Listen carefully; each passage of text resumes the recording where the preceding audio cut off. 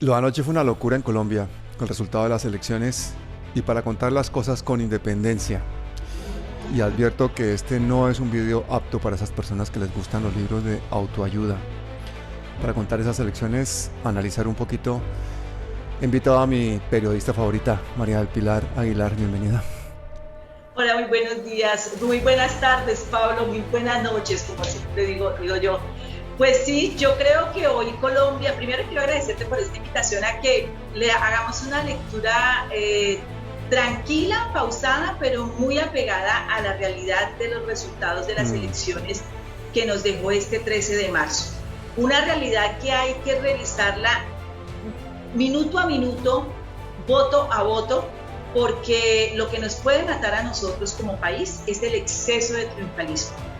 Yo pienso que hay cosas que todavía tenemos que, así, despacito. Y es que además, empecemos por el final. Realmente, yo creo que el protagonista del día fueron las graves denuncias de fraude, tanto en Colombia como en el resto del mundo, ¿no? Aquí, por ejemplo, en Madrid hubo cientos, tal vez miles de personas que se quedaron sin votar. Una compatriota que tiene su número inscrito, tiene su cédula inscrita, vino aquí al consul a ejercer su derecho al voto y no le encontraron su número de cédula. Una persona más que se va sin poder ejercer su derecho al voto. Esto es inaudito. Yo igual. Otra persona, ¿no pudiste ejercer tu derecho al voto? No apareció mi número de cédula en ningún momento, no apareció inscrito. Esto es increíble, nos van a cerrar las urnas y se están robando los votos. La gente se está yendo sin poder ejercer su derecho al voto. El gobierno dijo que había blindado las elecciones, pero creo que lo que blindó fue el fraude. La página de la registraduría caída. El mismo Gustavo Petro trinó que en casi 30.000 mesas no hubo votos para el pacto histórico, 800 y pico mesas que no estaban en la disciplina oficial de los consulados, 23.000 mesas donde se presentó doble votación. Pasó de todo, hasta compra de votos en directo. Bueno, pero encima, lo que resultó de estas elecciones, pues yo creo que es una cosa que tenemos que analizar, porque algunos lo venden como un triunfo histórico y otros lo vemos como más de lo mismo y que no hay tanto que celebrar. ¿Tú qué opinas en general de las elecciones?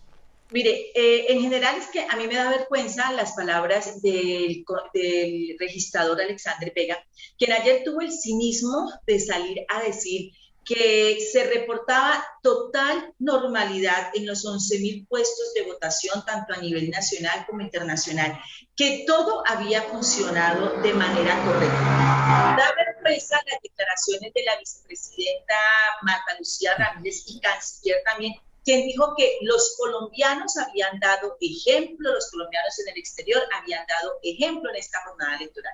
Dos cosas. Pienso que las elecciones fueron normales si los miramos con la lupa de la corrupción. Si lo miramos desde ese punto de vista, perfecto, fueron normales. Así funciona una elección corrupta. ¿Cómo es posible que aquí en Cali, te lo voy a decir, nosotros lo vimos y hicimos tremendas denuncias en España, en Canadá, en Australia, gente que llegaba y ya habían votado por ellos? Y la respuesta del consulado: lo sentimos, no podemos hacer nada, ponga la demanda. Si eso es normal para el registrado, sí, es normal para la corrupción. Pero en Cali, en los puestos de votación de Cali, ocurrió exactamente lo mismo. La gente llegaba a votar y no había nada. Si para el registrador fue normal que también las personas hicieron su cambio de ciudad de votación, llegaron ayer a votar de Jamundí a Cali porque habían hecho el traslado y ya viven aquí en Cali, oh sorpresa, tampoco aparecía la inscripción. Eso, si para él eso es normal, pues entonces sí, totalmente normal para la corrupción, pero no para la democracia. Y con la canciller, pues qué pena, yo tengo que decirle allí, yo creo que eso hoy se lo dicen todos los colombianos que están en el exterior. Los colombianos sí dieron ejemplo en esta jornada electoral porque salieron muy juiciosos a votar. Los que no dieron ejemplo fue ni la Cancillería ni la Registraduría. Y además, la Omisión de Observación Electoral certificó 85 irregularidades en el 85% de las mesas de votación. Entonces, ¿cómo nos vienen a decir que esto, que aquí, no? Maravilloso, celebremos que aquí no hubo fraude. ¿Que no hubo fraude? Con una sola denuncia de suplantación ya hay fraude. Pero bueno, eso es lo normal, en la corrupción, y como este país está acostumbrado a la corrupción electoral, es que podemos esperar. Así es. Pero además los resultados, bueno, también se pueden vender de muchas maneras, ¿no? Los partidos de oposición y alternativos efectivamente crecieron en participación, sin embargo, no lograron convertirse en la mayoría. Estamos muy lejos del 55-86 ideal para poder gobernar ese país. Es verdad que el Centro Democrático pasó de ser la primera bancada en el Senado a ser la quinta, pero realmente no hubo una renovación del Congreso. Siguen las grandes maquinarias, ¿no te parece a ti? Mire, yo tengo que decirlo de una manera, Colombia se ha acostumbrado o nos hemos acostumbrado a ser conformistas. Ay, perder es ganar. No, pero es que ya casi, pero es que esto es un proceso a largo plazo, pero no, es que así vamos empezando, es que de a pasito a pasito. Miren, es increíble que ayer el Partido Conservador haya empatado con el Pacto Histórico. Sí, Vámonos increíble. con unas cifras. Yo celebro que el Pacto Histórico en este momento tenga 16 senadores, lo celebro, pero eso no es de sentirse satisfechos, porque venimos de un estallido social donde la gente salió a las calles y pedía un cambio. Uno esperaba que por lo menos el Pacto Histórico mínimo hubiese tenido 20 senadores, mínimo. Que partidos independientes como Fuerza Ciudadana hubiese tenido mínimo 4 senadores. No lo tuvieron. Pero lo que sí vimos es, por ejemplo, cómo creció en votación el Partido Conservador, cómo el Partido Liberal es hoy mayorías en el Congreso de la República. El Partido Liberal hoy tiene el sartén por el mango, sí, y puede poner las condiciones que quiera a las diferentes coaliciones. El Partido Conservador tiene 47 congresistas entre senadores y representantes a la Cámara. El Partido Conservador y el Ese es Pacto el Histórico liberal. El liberal tiene 47, ¿no? el liberal tiene 47. Los 15 senadores, conservadores, 32 representantes a la Cámara, 47 el Partido Liberal. Y el conservador, sí, 16 senadores, 25 representantes a la Cámara, o sea, 41, igual que el pacto. igual, entonces te digo, ¿cuál fue la renovación? ¿Cuál fue la renovación? Si cuando entramos a mirar, y de ahí para abajo tenemos que contar los que sacó Cambio Radical, los que sacó Centro Democrático, no, pero es que Centro Democrático bajó, pero siguió con los mismos. Un país donde la mayor votación la tuvieron los dos candidatos del Centro Democrático. Dime cuál es la renovación. Para el Pilar, pero es que llegaron los del pacto. Sí, pero no es suficiente. Y no es suficiente que una consulta con 4 millones, casi 4,5 millones de votantes, solo se hayan visto reflejados con 2,200,000 en las votaciones para Senado y Congreso. Ya se dice que hay 800,000 votos que se le robaron al Pacto Histórico. Hacia el mediodía, Gustavo Petro hizo una denuncia, hizo un trino, son 800,000 votos que se han perdido y también hay una muy buena cantidad de Fuerza Ciudadana que se han perdido. Pero sumando esos 800,000 votos, tampoco dan los 4,5 millones que salieron en la consulta. Entonces lo que digo es, aquí no podemos, mire, lo que nos ha matado siempre a Colombia es el exagerado triunfalismo. Ganamos 2 partidos de la selección y ya nos sentimos ganadores, somos los campeones mundialistas. Y eso se traslada a la política. Hoy tenemos una renovación a medias en el Congreso de la República. Y si la gente no entiende en este momento que no hemos ganado, créanme que nos van a ganar en la segunda vuelta. Si no empezamos a hacer una pedagogía del ciudadano, nosotros vamos a tener una segunda vuelta y una segunda vuelta no la vamos a ganar. Y hoy, con la renuncia de Óscar Iván Zuluaga, uniéndose a Federico Gutiérrez, es un obstáculo más para que Petro pueda ganar en la primera vuelta. Ahora vamos a hablar de esa pedagogía, Pilar, porque yo creo que es uno de los puntos más importantes y en los que más ha fallado. Pero recordemos una cosa que a mí me parece increíble. En la consulta del pacto, 5,7 millones de personas votaron. Petro barrió 4,5 millones de votos. En la consulta de la coalición de la esperanza, solo 2,100,000. Y en la coalición del Equipo Colombia, 3,9 millones. Es decir, sumando solamente la coalición de la esperanza y la coalición del Equipo Colombia, ponen presidente. En este momento ponen presidente. ¿Y sabes qué es lo más tenaz? Que con la renuncia de Óscar Iván Zuluaga, uniéndose al partido, a la coalición Equipo por Colombia, con Federico Gutiérrez, esto significa que vuelve a poner presidente Álvaro Uribe Vélez. Vuelve a poner presidente. ¿Será que Colombia va a permitir eso? Pues es que Álvaro Uribe en este momento tiene 3 candidatos, ¿no? O casi 4. Exacto. 3. No, ya 3 porque ya Óscar Iván Zuluaga se le retiró. Queda con 3 candidatos. Federico Gutiérrez, Sergio Fajardo es candidato también de Álvaro Uribe Vélez y Rodolfo Hernández. 3 candidatos. Y el discurso que dio, y Rodolfo Hernández, 3 candidatos. El discurso que dio ahora Oscar Iván Zuluaga, tenemos que rodearnos y unirnos, y ellos saben muy bien unirse, y lo saben. Todo apunta a que en la segunda vuelta pasa Gustavo Petro y Federico Gutiérrez. Si esa segunda vuelta se da en ese panorama, con el dolor en el alma, no se ganará por parte del pacto histórico. No, perdemos porque ahí están todas las maquinarias en toda su potencia y han demostrado el poder que tienen, porque el fenómeno que yo creo que es más interesante aquí es cómo los resultados de las consultas no se reflejan en los resultados a Senado ni a Cámara. Es decir, con 4,5 millones de votos de Petro, uno supondría el doble o más de curules tanto en Senado como en Congreso. Y eso no sucedió. O sea, seguimos pensando en tener un Mesías, seguimos en ese presidencialismo, y en el ideario colectivo está el buscar el líder único, pero no es consciente la gente de que donde se toman las decisiones es en el Senado y en el Congreso, y que un presidente que no tenga unas mayorías en Senado y en Congreso no puede gobernar. Es decir, vamos a tener, si Petro gana, vamos a tener un presidente cautivo de esas mayorías y de esas maquinarias, como ha sucedido siempre. Pablo, hay algo que la gente hoy no lo ha entendido, y que con ese deseo de celebrar, es que ganamos, es que el pacto ganó, es que triunfamos. Con ese deseo de ser, con ese sentir del corazón, muchos colombianos se han puesto una venda en los ojos y no han entendido esto. Petro llega al Senado con 16 senadores, porque se cayó César Pachón. César Pachón, el único campesino que estaba en la... El único campesino. Se está peleando esa curul. Pero en este momento son 16 senadores. El Partido Conservador llega con 15. El Partido Liberal llega con 15. En esos dos son 30. Son 11 de Cambio Radical, ahí van 41. Son 10, si no estoy mal, de Centro Democrático. Allí vayan las matemáticas, ya las sumo: 15, 30 y 11, 41. Súmeles los de Cambio Radical, que son 14. Yo hice las cuentas esta mañana, sin contar Centro Esperanza, son 69 senadores que van a estar en oposición a Gustavo Petro. Son mayoría. ¿Usted cree que son mayoría? Entonces nosotros en este momento no somos mayoría en el Congreso. Y si nos vamos para la Cámara de Representantes, peor aún, porque allí ganó de una el Partido Liberal. Entonces, y si nos vamos a Cámara, que eso es otro tema que hay que mirar, y la gente salió a celebrar, cuando ustedes, yo los invito, es que estoy tratando esta cosa rara, está la página de la registraduría estancada, caída, no deja entrar a ver resultados. Muy conveniente, ¿no? Que se caiga la página de la registraduría en el momento más importante de la historia reciente del país.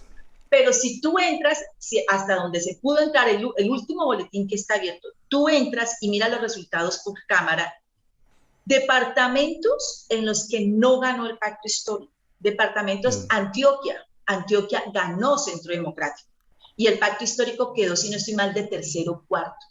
En departamentos de la costa atlántica, en la tierra de Gustavo Petro, no ganó el pacto histórico. Entonces, entonces hay veces dicen, no, es que usted se pega de un hilito muy delgado. No, es que esos hilos delgados son los que hay que revisar y analizar, porque esos hilos delgados degollan. Y la democracia en Colombia no la están degollando. Claro que tenemos que apostarle al pacto histórico, claro que hay que apostarle a hacer poder en la presidencia, pero vengan, el exceso de triunfalismo nos puede llevar a que nos sumamos en los laureles y creamos que porque ganamos una consulta ya tenemos 15 senadores, ya tenemos unos representantes, entonces ya somos gobierno. No, no somos gobierno, así no lo somos todavía. Pilar, pero es que yo creo que el triunfalismo no es un fenómeno político, es un fenómeno psicológico. Todos tendemos a proteger nuestra psicología. Todos queremos pensar que lo que hemos hecho es lo máximo que podemos hacer, que somos los mejores, que nuestro partido es el mejor, que nuestro Dios es el mejor, que nuestra bandera es la mejor, que nuestro equipo de fútbol es el mejor. Y todo ese sectarismo nos lleva a cometer errores porque ponemos nuestro ego, nuestra necesidad de defender nuestra psicología por encima de otras cosas. Yo tengo 2 ejemplos muy claros que me han sucedido entre ayer y hoy. Y es que nosotros hemos denunciado desde aquí, desde Palabras Mayores, pues tú sabes, el fraude. Hemos hecho una campaña bastante intensa en los últimos meses. Incluso hemos creado un grupo que ha trabajado intensamente, han desarrollado una aplicación, Kate Benavides ha desarrollado una aplicación que se podía utilizar en el exterior durante la última semana. Y esa aplicación la pusimos a disposición de la empresa que contrató el pacto histórico por un contrato millonario, 2.500 millones masiva, creo que son alrededor de 3.000 millones. Y hicimos un programa con el director de esa empresa aquí, y la empresa clarísimamente nos dijo que ellos estaban desarrollando una aplicación, pero realmente nunca la utilizaron, tampoco utilizaron la nuestra, no la dejaron utilizar, nos bloquearon a nosotros, no hubo un control durante los días de las votaciones en el exterior, que fueron 7 días, ahí son 1.300.000 votos, y esa empresa no funcionó. Ahora está en el proceso de ver, con los datos que le da la registraduría, las posibles anomalías que haya y que sus indicadores de alarma salten, y vamos a ver si entabla las respectivas denuncias y cosas. Pero ante eso, yo hablé con una líder de opinión de izquierdas que me dijo que la incompetencia no era de la empresa, que el problema realmente era negligencia del Consejo Nacional Electoral, de la registraduría y del gobierno de Duque. Y yo le dije, no, el Consejo Nacional Electoral, la registraduría y el gobierno de Duque no han sido incompetentes, han sido terriblemente competentes. Han hecho exactamente su trabajo, que es robarse las elecciones. Luego hablé con una coordinadora internacional del Pacto Histórico, que me dijo que la culpa no era tampoco del pacto histórico, sino de la empresa a la que contrató. Pero ¿quién contrató la empresa? ¿Quién contrató la empresa? ¿Y cómo se contrató esa empresa? ¿Y de qué está sirviendo esa empresa? Y ese presupuesto tan brutal de esa empresa, porque no se dedicó a hacer otras cosas como pedagogía, etcétera, etcétera. Es que cuando se tiene disidencia controlada, porque esa empresa, te repito, no nos dejó a nosotros utilizar la aplicación que tenía desarrollada Kate, pone en evidencia realmente los intereses que hay detrás de todo esto, que son básicamente intereses personales, intereses económicos, y por parte de la misma izquierda, de los mismos activistas, de los mismos líderes de opinión, de los mismos políticos, hay una falta total de humildad para reconocer los errores. Esa empresa la contrató el pacto histórico a última hora y de mala manera, y no se hizo la pedagogía que tenía que haberse hecho previamente. Es decir, ante el fraude no se hizo lo que tenía que hacerse. Mire, yo tengo una frase que hoy la he acuñado y que sé que a la gente no le gusta. Pero nosotros estamos construyendo, y eso es lo que nos han vendido. Estamos construyendo un país, queremos construir un país diferente. Queremos hacer la diferencia. Queremos marcar la pauta. Y lo queremos hacer haciendo lo mismo que han hecho los que siempre hemos cuestionado. Y ahí pienso que hay un carazo error. Mire, cuando uno simpatiza con alguien, o yo doy este ejemplo, si yo tengo mi hijo y lo adoro y lo quiero y lo amo, pero la está embarrando, no porque sea mi hijo se lo voy a tapar. Yo tengo que llamarle la atención. Tengo que tomar cartas en el asunto. Porque el día que ese hijo se descarríe o se salga de las manos o ya no pueda hacer nada, yo voy a ser responsable de eso. Y ese ejemplo tan básico yo lo traslado a la política. Nosotros queremos construir un país diferente, pero estamos haciendo exactamente lo mismo que han hecho los demás. ¿Cuántas veces eso que tú nos estás diciendo, Pablo, se ha cuestionado al mismo gobierno? Es que están contratando, es que están haciendo esto, es que no le están haciendo veeduría, es que hicieron una contratación a dedo, fue que lo escogieron así. Y estamos haciendo exactamente lo mismo. Pero si después nos hacen ver o les hacemos ver que cometieron un error, es que usted está dividiendo, es que usted quiere generar oposición, es que usted está dolida. No.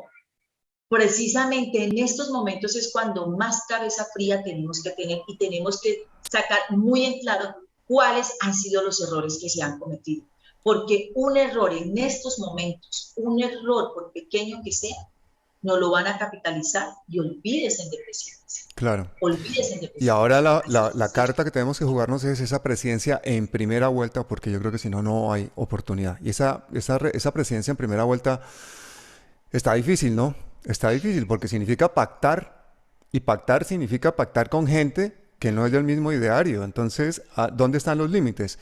Porque muchos de nosotros pensamos, por ejemplo, que Petro debería mantener su postura desde el principio de que la segunda persona más votada sea su vicepresidenta, que es ni más ni menos que Francia Márquez, que ha hecho un papel realmente épico, porque si un resultado épico en estas elecciones es que una persona como ella le gane a personajes que son de la maquinaria, que tienen grandes subvenciones, que tienen grandes presupuestos, que vienen apadrinados por los mecanismos más oscuros de la política colombiana, y ella se saca una votación histórica. Yo creo que mínimamente deberíamos respetar esa vicepresidencia, aunque posiblemente sea la carta por jugar para hacer un pacto con el Partido Liberal, ¿no? Pero te voy a contar algo. A mí me sorprende las declaraciones que dio Francia Márquez hoy al mediodía en el noticiero del mediodía. Te las voy a leer. ¿Qué dijo? No me he enterado. Textual.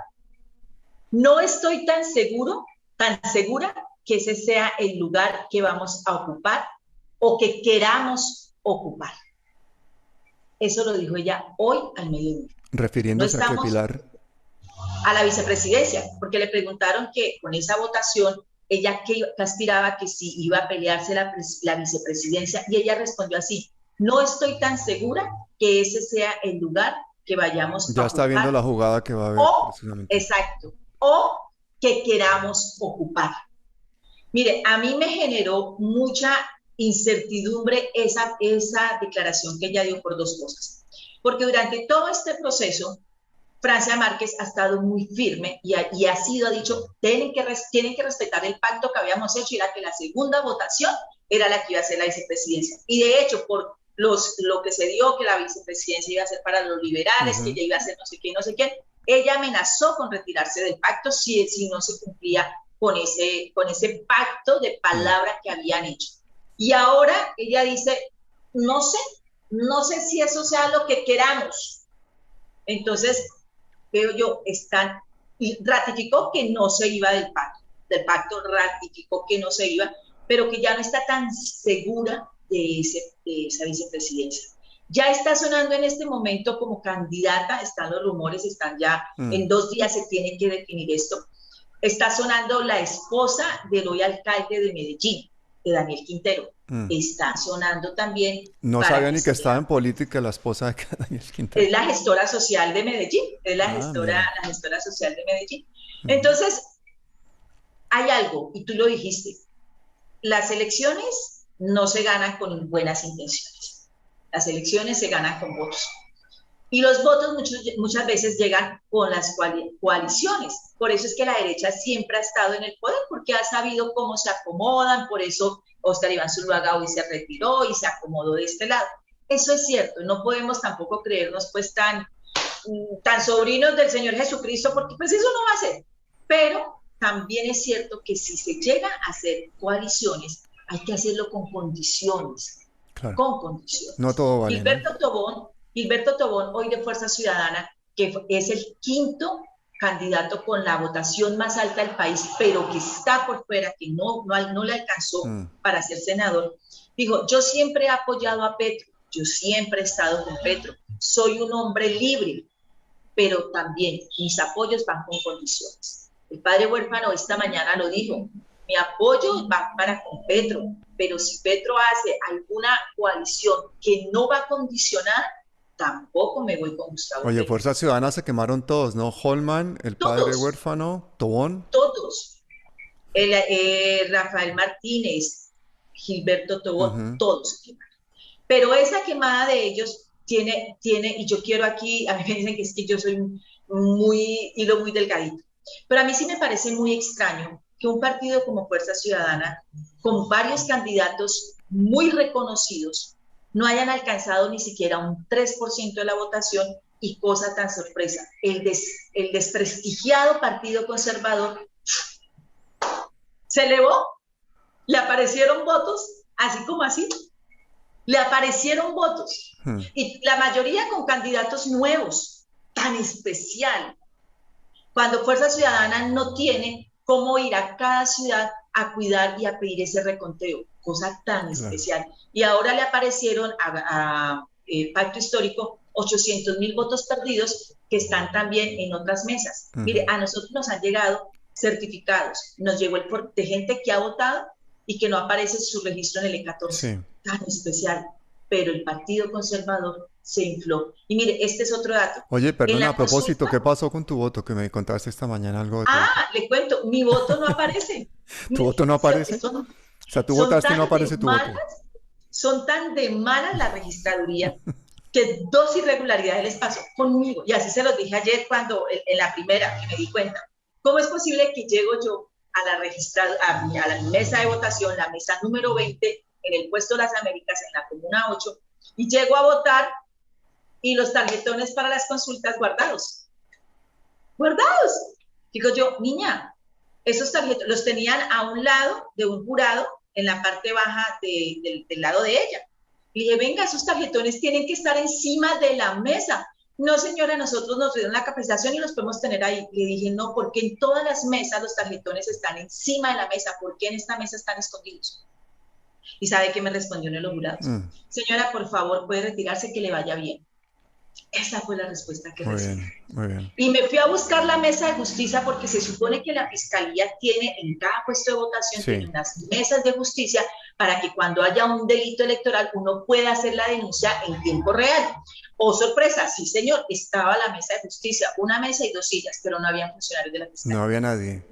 Y oh, sorpresa, en la noche cuando sacaron esos votos de esa escuela, sacaron los votos para llevarlos con los formularios C14, llevarlos al centro de escrutinio, los montaron en un carro, sin vigilancia, sin nada, como sacando uno las bolsas de la basura.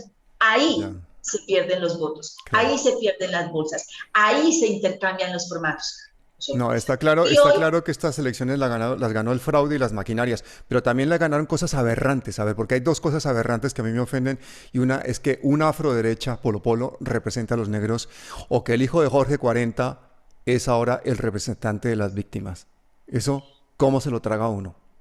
Mire, esto demuestra la clase de electores que tenemos, y yo quiero ser muy respetuosa con lo que voy a decir, y espero lo tomen a bien y no me vayan a sacrificar. El caso de Jorge 40, sí, aberrante.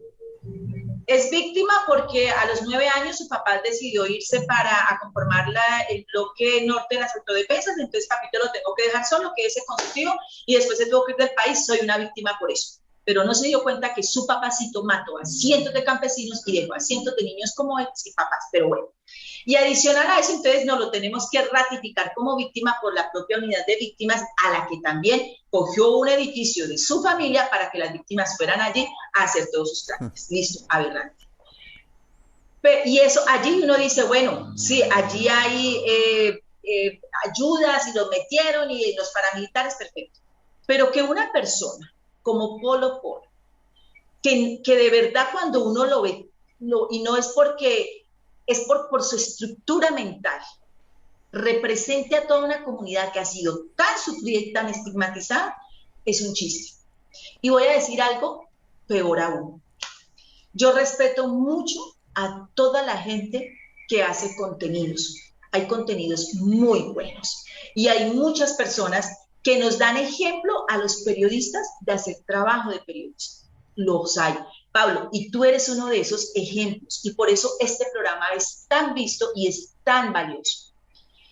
Pero a mí también me deja mucho que pensar que una persona que porque tiene 2 millones de seguidores, que no tiene trabajo social, que solamente se ha dedicado a ser influenciador por YouTube, que empezó hablando del conflicto de Venezuela, que no tiene recorrido social, que no tiene trabajo social, que solo ha estado enfrente de un computador, enfrente de una cámara, mirando qué hacen otros contenidos, editándolos, subiéndolos a su canal y gritando muy en voz alta, hoy sea la 5ª votación más alta del país. Pero eso es una demostración de lo cansada que está la gente de los políticos tradicionales. No, y sí, no.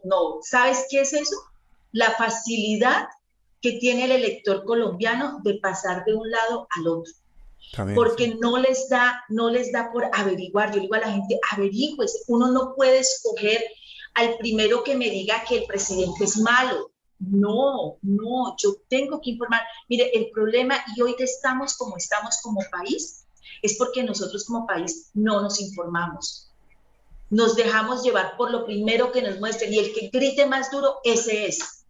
No, a mí sí me da, y yo pido, yo esta mañana decía, ojalá le vaya muy bien a este influencer, ojalá haga un excelente trabajo, ojalá lo haga, ojalá le vaya tan bien que pueda ser reelegido, y ojalá demuestre que esos casi como 170.000 votos, más de 170.000 votos que sacó, valen la pena. Claro que sí. Pero ahí está el punto con el que creo que deberíamos terminar hoy, que es el tema de la pedagogía, que yo creo que ha sido la explicación absoluta de todas estas contradicciones, que tenga 4,5 millones de votos Petro, pero que no tengamos el número suficiente de curules en Senado y Congreso, etcétera, etcétera. Esa explicación de esa falta de pedagogía, que es la asignatura pendiente para los partidos, para los activistas, en la que debemos empeñarnos todos en estos días que faltan para las elecciones presidenciales y sobre todo para construir un país, porque ya está claro que en los próximos 4 años no va a haber milagrito, aquí no va a haber mayorías en Congreso respaldando las políticas de un posible presidente progresista, si es que llega. Y segundo, esa pedagogía la tendremos que hacer principalmente los ciudadanos y los alternativos. Para mí hoy uno de los hitos del día ha sido esa Francia Márquez enorme, esa votación histórica de esta mujer en lucha contra todo un sistema, una persona que no solamente se ha destacado como una líder social, sino que ha derrotado en su propio terreno y en franca lid y con mucha dignidad a Fajardo, a Char, a Barguil, a Romero, a Peñalosa, a Juan Manuel Galán y a Alejandro Gaviria en votación absoluta, sin maquinaria detrás. Eso es una buena demostración de que posiblemente las herramientas que debería enfocar el pacto histórico son hacia esos 17 millones de personas que no votan en Colombia porque ganaron las maquinarias y ganaron los abstencionistas. Entonces, tú, para terminar, Pilar, el voto en blanco. Tú, para terminar, ¿cuál crees que debería ser la pedagogía social que deberíamos hacer en los próximos meses? Mire, yo creo que la gente lo primero que tiene que hacer es informarse muy bien, es dejar el corazón de lado, es ser conscientes de la realidad que hemos vivido en el país. Es saber y entender que sí hay que hacer ciertos pactos y ciertas coaliciones, pero que no podemos convertirnos en la repetición de lo que han hecho los demás. Yo creo que aquí tenemos que pensar como país y no enfocar todos nuestros esfuerzos hacia un solo caudillo. El país no necesita caudillos. Los caudillos que hemos tenido los han asesinado y nosotros seguimos revolcándonos en el dolor. Yo pienso y estoy de acuerdo con lo que tú has dicho, el tema de Francia Márquez tiene que ponernos a pensar como país, tiene que ponernos a reflexionar y de alguna forma hacernos entender que esos más de 700.000 votos que ella sacó sola son un ejemplo de lo que está pasando en los territorios. Lo principal que hay que hacer es que miremos hacia los territorios, veamos lo que está pasando en ellos, porque los territorios, Pablo, somos los que podemos cambiar la historia del país. Y si Gustavo Petro quiere de verdad ser el presidente de Colombia, él tiene que tener muy claro que tendrá que hacer coaliciones, pero que no podrá dejar atrás lo que está sintiendo en los territorios. Y él tendrá que fijarse muy bien el sentir de la gente que está reflejado en esos 700.000 votos. Y como ciudadanos tenemos que tenerla muy clara, muy clarita, dos cosas. Que en el Congreso no somos mayoría, que ganando Gustavo Petro hoy tenemos un presidente títere, porque eso es lo que tenemos, que lo maneja el gobierno. Pero que ganando Gustavo Petro las cosas no van a mejorar. ¿Por qué? Porque no tenemos un Congreso nuevo, porque Gustavo Petro estará en muchas cosas supeditado a las mayorías de ese Congreso, y las mayorías no son del pacto histórico. Lo que quiere decir es que tenemos que tomar decisiones muy claras, muy sinceras y no dejar de ver la realidad que se está viviendo en el país. Claro, y si es verdad que entre Cambio Radical y Centro Democrático perdieron 39 curules, veamos cómo se ha fortalecido el Partido Liberal y el Partido Conservador y sus maquinarias corruptas. Es decir, estamos ante una mutación. Esos que dicen que se ha transformado el Congreso y el Senado, no, ha habido una mutación. Seguimos siendo minoría, tenemos todo por hacer. Si entramos en triunfalismo no vamos a reaccionar con la velocidad que tenemos que hacer para tener un presidente progresista al menos. Y si seguimos sin esa falta de autocrítica y con esos egos y con esos sectarismos absurdos, no vamos a tener la inteligencia ni la sabiduría para poder adaptarnos a la situación que nos está planteando un país totalmente dominado por unas fuerzas absolutamente interesadas en mantener sus privilegios. María Pilar Aguilar, yo creo que le debes darle una palabra de esperanza a los que nos están oyendo porque los hemos dejado un poco descolocados, yo creo. Mire, yo solamente quiero darles, antes de darles esa palabra de esperanza, quiero darles un dato realista. ¿Cómo es posible que el Partido Conservador David Barguil haya sacado solamente el 15% de la votación en la consulta, el 15%, con 629.000 votos, pero en el Senado haya empatado y haya igualado al pacto histórico? Eso es muy diciente. Que si tenemos esperanza, claro, hay que seguir, hay que luchar, hay que continuar, no podemos soltar las banderas. En nosotros como ciudadanos está la posibilidad de que este país cambie. Y vuelvo y les digo, el voto en blanco ganó en el Senado, 1.000.000 de votos, ganó el voto en blanco. Aquí sí hay que tomar posiciones. Este no es un país de tibios, no podemos ser un país de tibios. Aquí sí hay que tomar decisiones, hay que tener posiciones y hay que ser fronteros y hay que decir las verdades así nos suena. Tenemos esperanza, sí, vamos a construir país, tenemos que ganar en la primera vuelta y eso solo lo vamos a ganar, y esto lo voy a decir en mayúsculas, en negrito y resaltar. Las mayorías y las millones de personas que salieron a marchar el 28 de abril y esos 4 meses tienen que salir el próximo 29 de mayo, porque ayer 13 de marzo no salió. Quédense con ese dato que nos daba María del Pilar. Petro sacó 7 veces la votación de Barguil, pero Barguil sacó el mismo número de curules en Senado y en Congreso. Quédense con eso. María del Pilar, un abrazo. Muchísimas gracias.